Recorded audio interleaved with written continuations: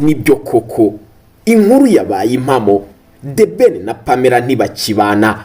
The Ben ntakibana nande na Pamela. Kubera iki Pamela yasibye amafoto yose ye ari kumwe na The Ben ku rukuta rwe rwa Instagram? Ese koko The Ben na Pamela baratandukanye? Abagabo barastressa. Umugabo nyine arahinduka, muragenda nyine yarakwigize umwana mwiza, hanyuma mwagera mu rugo akahita nyine ahinduka agatangira gukubita.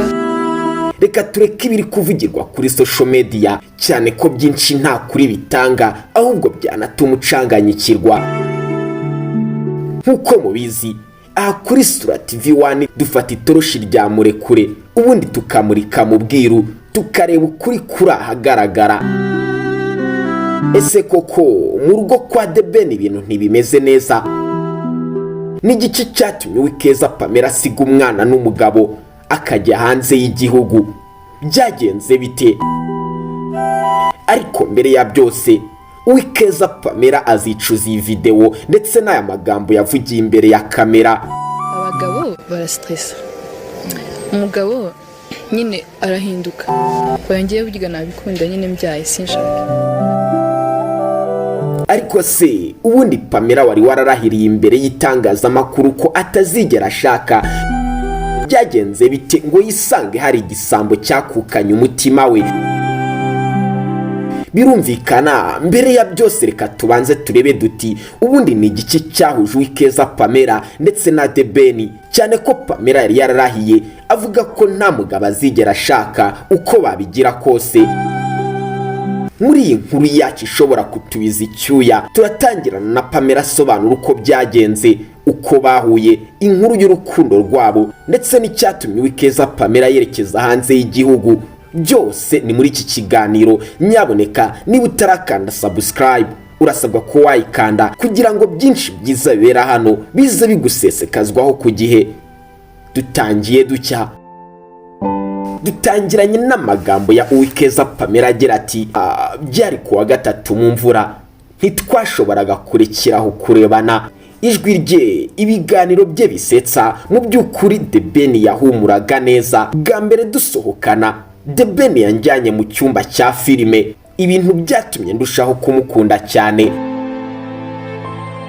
Nubwo bitari byoroshye gusohoka mu cyumba cy'umwiherero muri Miss Africa, gusa nabashije gushaka uburyo nahura na The Ben, nubwo byari binkomereye cyane. Yaransetsaga nanjye ubwanjye nkumva ubushagarira. Ibyakurikiyeho ni filime y'amateka. Uyu ni Miss Uwikeza Pamela asobanura uburyo yahuye na The Ben bwa mbere. The Ben nawe afite uburyo aza kubisobanura muri buze gukunda cyane. Ibyabaye kuri aba bombi kugira ngo bahure bimeze nka filime neza neza, turi buze gusobanura twifashishije documentaire. Ariko se ubundi nuwe buzima bwa The Ben mbere yo gukundana na Uwikeza Pamela? The Ben yabanje kuvugwa mu rukundo n'abakobwa benshi, cyane ko benshi banavugaga ko hari abo yagiye atera inda akabihakana, ndetse abandi akagenda n'abakatira. Aha twavuga nk'umukobwa witwaga Midi wari utuye muri Leta Zunze Ubumwe za Amerika. Ibyavuzwe mu rukundo rwe na The Ben, cyane cyane igihe The Ben yari yaragiye muri Leta Zunze Ubumwe za Amerika, bivugwa ko babanaga bakaryamana ndetse bikanatuma The Ben amutera inda. Ibi nubwo The Ben yaje kugaragara ku itangazamakuru abitera uw'inyuma, avuga ko atigeze abana n'uyu mukobwa, ibyabo byari ubushuti busanzwe nk'iby'abandi bose. Ni kenshi cyane The Ben wagiye umwumva mu rukundo n'abandi bakobwa batandukanye. The Ben mwamwumvishe mu rukundo n'umukobwa Zari wo mu gihugu cya Uganda, ibintu The Ben nabyo yaje kuvuga ko byari ubushuti busanzwe. Ariko The Ben yongera kumvikana agira ati kuwa 24 z'ukwezi kwa 11 2019 muri Kenya mu murwa mukuru Nairobi, amarangamutima y'urukundo ntigeze yanzamutsemo. Ubwiza bwe bwaramurikaga by'akarusho, imvura yongeramwe akayo, inseko yidasanzwe n'uburyo asobanura ibintu bye neza neza byatumaga nanjye ubushagara burushaho kuzamuka. Ibi byose nibyo byabaye umunezero ntabashaga kwivanamo. Muri uko kurebana dusa nabiyibye niho namenye hazaza hacu. Kuva uwo munsi umutima ntiwari ukiri uwanjye, kuko Uwikeza Pamela yari yarangije kutwara kare.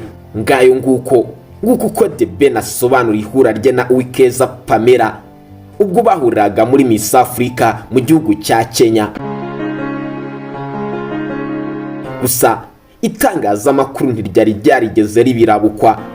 Ibintu byaje kuba gateranzamba kuri tariki ya 19 z'ukwezi kwa mbere umwaka wa 2020 nibwo Uwikeza Pamela yaje kwandika binyuje ku rubuga rwa Instagram yifuriza The Ben isabukuru nziza y'amavuko, maze yongeraho n'andi magambo yuje urukundo, yuje imitoma, ndetse byasaga n'ibirebura ko ashobora kuba ari mu rukundo na The Ben. Itangazamakuru rikiri birabukwa ryahise ritangira gushugumbwa, ritangira gukwirakwiza inkuru ko burya Uwikeza Pamela ndetse na The Ben umwinjira w'urukundo waba warabinjiyemo. Twese twatangiye gukeka amababa iby'urukundo rwa The Ben ndetse na Uwikeza Pamela. Tariki ya 17 z'ukwezi kwa 10 umwaka wa 2021 The Ben yaje kubishimangira, arangije afata Uwikeza Pamela amujyana mu birwa bya Maldives rwagati mu nyanja y'Ubuhinde, arangije amwambika impeta. Ibintu byatumye isi yose itangazamakuru cyane ryahi iwacu mu Rwanda ritangira gucika ururondogoro. Uwikeza Pamela wari waravuze ko nta mugabo uzigera mukandagira mu bituza, ndetse na The Ben wari warahereye kera katira abakobwa. Ibi byari bigeze bw'imitima yabo akayo gashoboke. Tariki ya 31 z'ukwezi kwa 2022 nibwo The Ben ndetse na Uwikeza Pamela noneho baje gushira ukuri kwa nyako hagaragara, basezerana imbere y'amategeko. Tariki ya 15 z'ukwezi kwa 12 2022 nibwo The Ben yagiye gukwa Uwikeza Pamela, maze mu birori mbatura mugabo byabaye tariki ya 22 z'ukwezi kwa 12 The Ben asezerana imbere y'Imana we na Uwikeza Pamela mu birori byabereye muri Convention Center. Byari bihenze cyane, byari byiza, ni inkuru y'urukundo yaryoheye benshi, ariko kugezana n'aya magingo benshi ntibumva uburyo Uwikeza Pamela ndetse na The Ben umubano wabo utameze neza.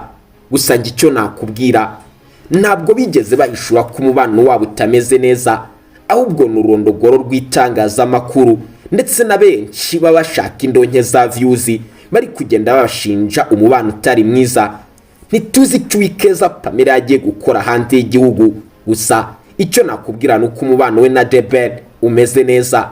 Nawe se itutekereza ubwo Ashton hari yazaga kwa The Ben maze agahamagara Uwikeza Pamela, wabonye ko video call yari isa nkaho bakumburanye ndetse ntabwo baba baratandukanye, ngo The Ben ahitemo guhamagara Uwikeza Pamela imbere ya kamera. Ibi byose ni ukuri guhishura ko ibiri kuvuga ko baba baratandukanye ari ukubesha. Reka byose dukomeze tubitega amaso ndetse tunategereje ukuri kuzatangwa na ba nyirako. Jye mwumvaga na Rambo na Jacques, iyo ni Sura TV1. Nyaboneka niba ari bwo bwa mbere ruisanze kuri umuyoboro, urasabwa ko wakanda subscribe kugira ngo ibindi biganiro ndetse n'ibindi byinshi byiza bize bigusesekaraho ku gihe. Mugire impagarike n'ubugingo, amahoro n'amafaranga bijejete kuri mwese. Ciao ciao.